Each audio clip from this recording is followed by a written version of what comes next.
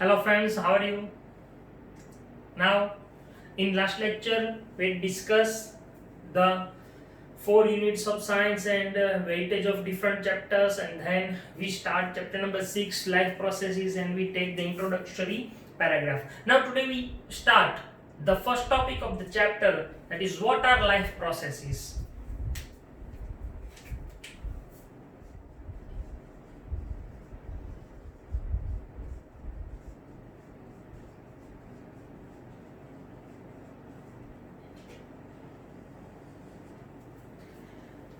As we discussed in last lecture that living and non-living organisms, for living organisms, these life processes are very important because for being alive, to survive their lives on earth, they must follow these life processes. So what are life processes? The definition is the processes which together perform this maintenance job are called life processes.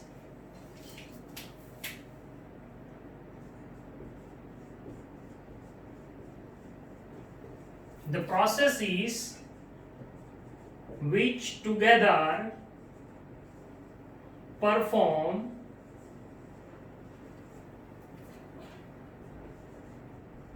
these maintenance job are called life processes.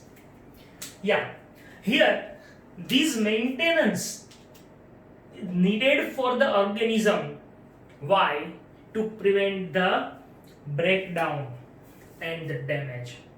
So, to prevent the breakdown and damage, these maintenance processes are important, but for these, to prevent these, the energy is needed. So, the energy comes from outside the body, from the individual. It means it is compulsory to follow the process of intaking this energy from outside the body, and this energy is nothing but we call it food, and the process of intaking this energy or the food is called nutrition. So the first life process we have to discuss, that is nutrition. So this maintenance prevent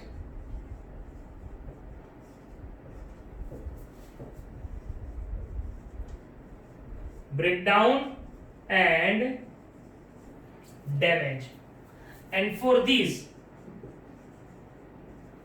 the energy is needed. The energy comes from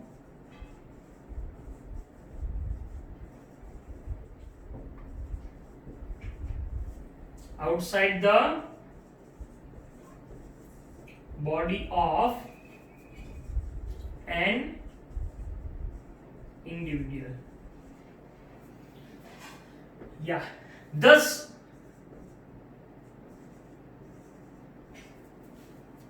there must be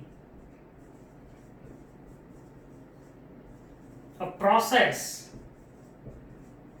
to intake the energy from outside. The energy that we call is food, and the process we called is nutrition. Also, for growth, for betterment of life, the organisms need additional raw materials from outside. So for growth,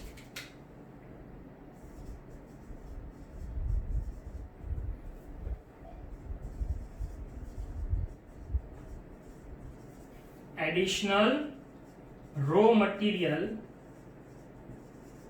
is needed. which comes from outside. Now I want to explain that what is growth. See, growth means nothing but the body when get increase in size is called growth. Yeah, when increasing in number of cells, the body size increases, the process is called growth. So for growth, the additional raw material needed. Also we know that from the beginning of life on earth, the most of component based carbon, means carbon based components are helpful to origin the life on earth. That's why all the or most of the molecules which are responsible for the life are carbon based. Okay, another thing, according to the complexity of carbon based molecules, different type of organisms have different types of modes or methods to take the food or to take the energy. So it is very important point.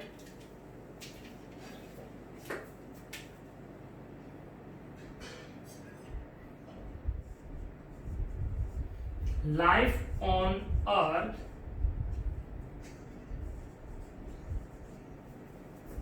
when origin, it is carbon based molecule structures. So most of the materials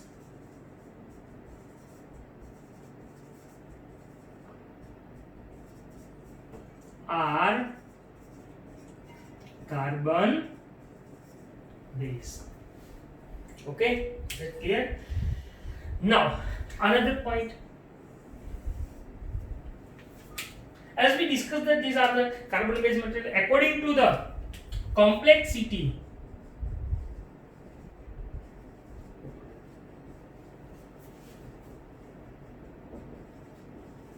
of carbon based molecule,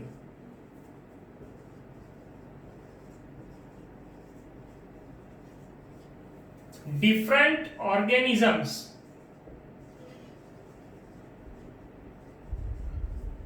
develop different types of modes or methods.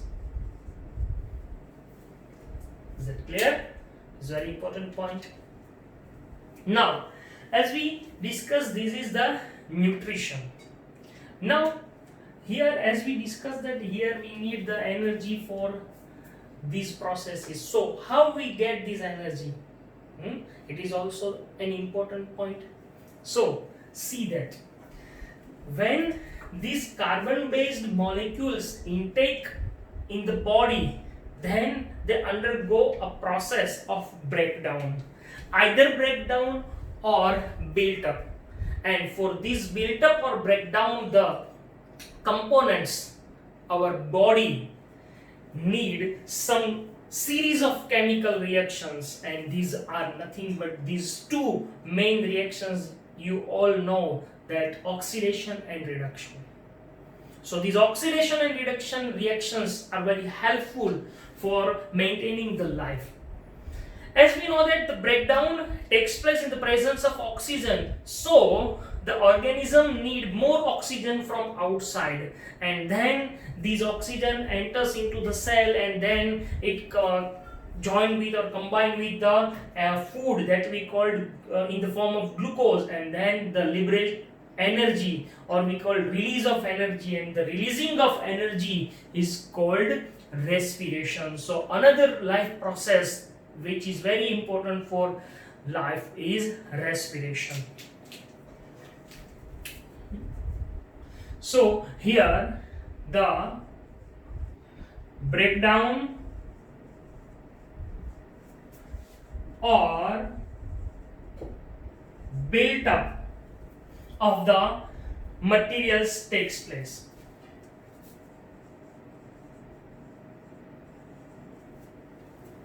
Again, to maintain or for the maintenance or to prevent the breakdown or damage.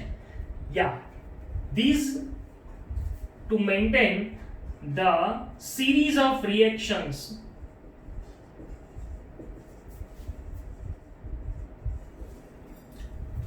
will help, and this series of reactions are nothing but they are two: oxidation and reduction processes. Yeah, we get, or some organisms get oxygen from outside the body, and then they get the energy. So respiration, what is called respiration? We have to see the definition of respiration. The process of acquiring of oxygen from outside and it is used to break down the food and get the energy for cellular requirement. The whole process is called respiration. It means, remember this, the main aim of respiration is to release the energy, not to intake or inhale and exhale the air. Respiration is the process in which the breakdown of food takes place and the releasing of energy takes place. So it is the meaning of respiration. So here you have to memorize the definition, that what is respiration. The of acquiring oxygen from outside the body, and it is used to break down the food for cellular needs is called respiration. Or we can say, what is respiration? Another definition: the process to release the energy from food in cell is called respiration. So respiration is another life processes. First, that we called nutrition, respiration. Now next one, as we know that surroundings, when we see the different types of organisms, some having single cell structure and some having multicellular. So single cell and multicell, that's why we call it unicellular and multicellular. So how these processes occurs in these organisms, that we have to discuss.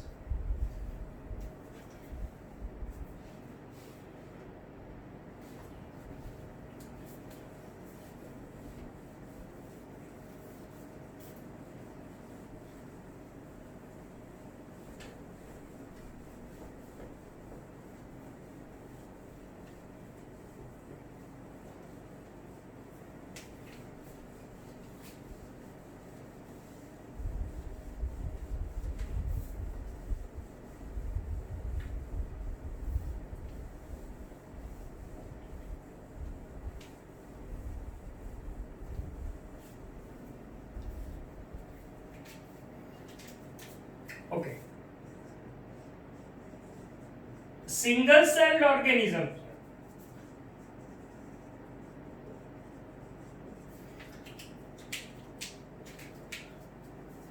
When intake the food or exchange of gases or removal of waste. For these processes, they have no specific organs. Why? Because they are made up of only single cell. Yeah. Also, these single cell organisms, their cells or their body surface is directly into contact with the surroundings, so that the diffusion process is enough to fulfill this requirement of unicellular organisms. But what about multicellular organisms? They are made up of many cells. Yeah, we know that multicellular organisms have well developed structures in their body. They have tissues, they have organs, they have organ systems, and the whole body structure, so that different types of tissues perform different types of functions, and for different functions the multicellular organisms have tissues, while in single cell organisms, means unicellular organisms, do not possess any tissue. Here the multicellular organisms are made up of many cells, and each and every cells of the body not directly in the contact with surroundings or environment, and that's why the diffusion is not able to fulfill the requirement of each and every cell. Also, we know that in this type of organisms, one part of the body intake either food or oxygen, but this food or oxygen is required for another part of the body, so that it is compulsory to transport this intake oxygen or food to another part of the body, and that's why the transportation system is needed, and that's why the transportation is also the life process. So in multicellular organisms, okay, these single cell or unicellular organisms, body directly in contact with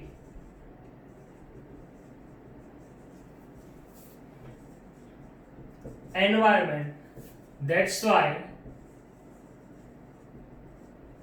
diffusion is enough to fulfill the requirements. But in multicellular or more complex organisms, they are simple but they are more complex. The multicellular organisms, in multicellular organisms, all the cells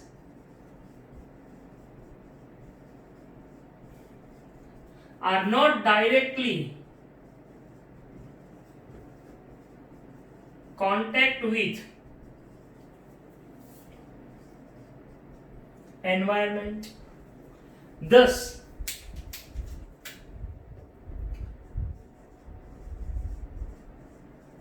they need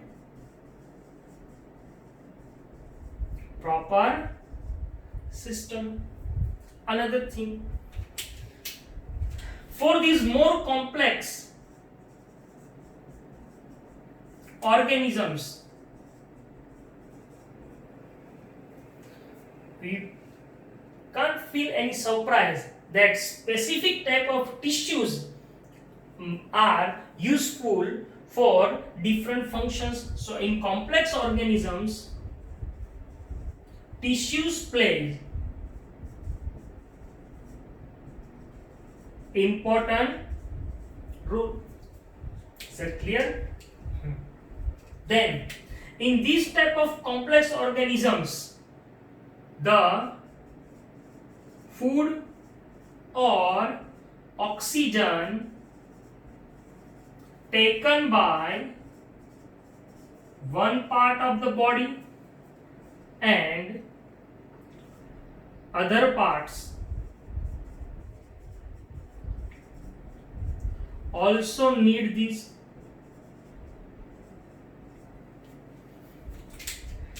That's why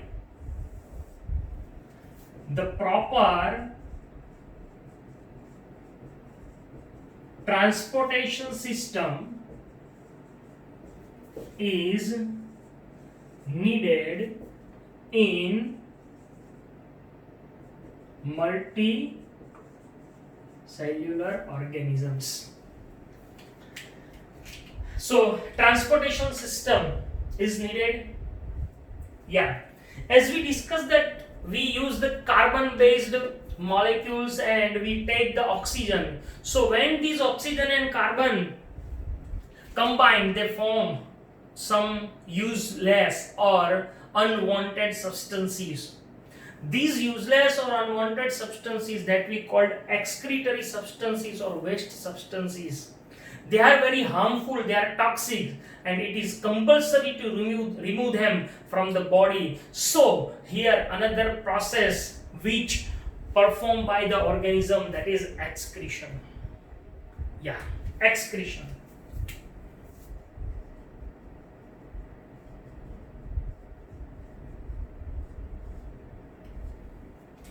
As we know that the organisms use carbon based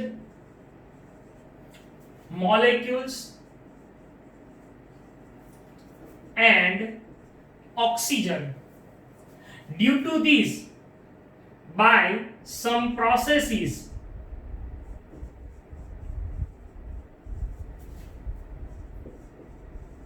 useless or harmful substances or toxic substances produces, that we called waste produces. So the removal of waste materials,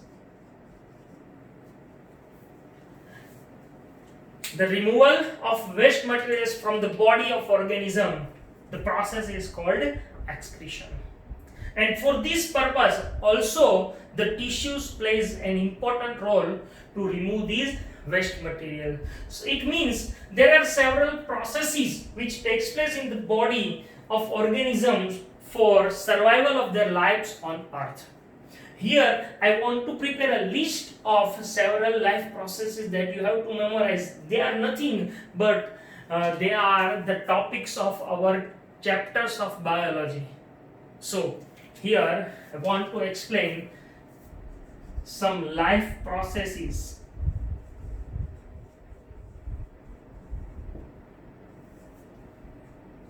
First, nutrition. Second,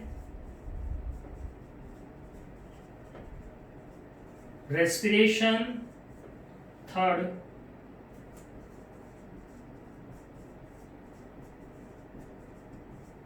transportation. Fourth, excretion. Fifth, control and coordination.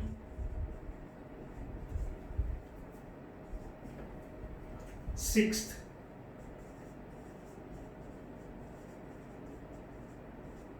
reproduction. Seventh, movement, growth. Here movement and locomotion. So these are called life processes. But here we have to discuss in this chapter these four, then in next chapter we have to discuss control and coordination, and then after it we have to discuss reproduction. So these are the life processes. Okay, now the next topic of the chapter, that is modes of nutrition. Okay, so modes of nutrition.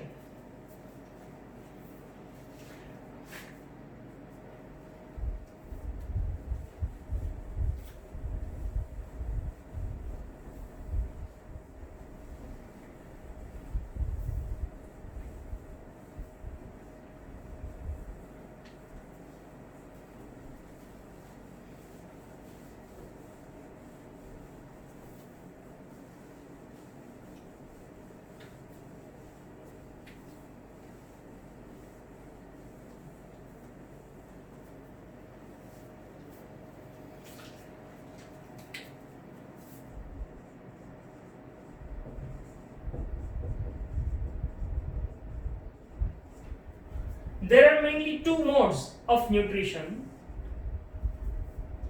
First, autotrophic mode of nutrition,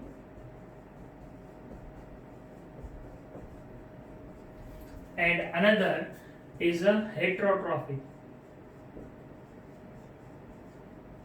mode of nutrition. Now, heterotrophic mode of nutrition further divided into three types, subtypes. They are saprophytic mode of nutrition, then parasitic mode of nutrition, and holozoic mode of nutrition. We have to discuss all these in detail in this chapter. Just we explain shortly that autotrophic mode of nutrition means the nutrition which prepared by the organism themselves without help of other organism. They are called autotrophic mode of nutrition. They are nothing but all the plants or the organisms which contain chlorophyll. They can perform autotrophic, and the organisms which have to depend upon other organisms directly or indirectly upon the autotrophic, they are called heterotrophic. We know that this autotrophic or mode of nutrition is seen in plants. So plants use carbon dioxide, water and sunlight, and in the presence of chlorophyll they synthesize their own food, and they take these food as the nutritive component, and that's why it is known as autotrophic. While in heterotrophic, the organisms take different types of food with different methods. They are classified into these three, and we shall discuss this topic in next lecture.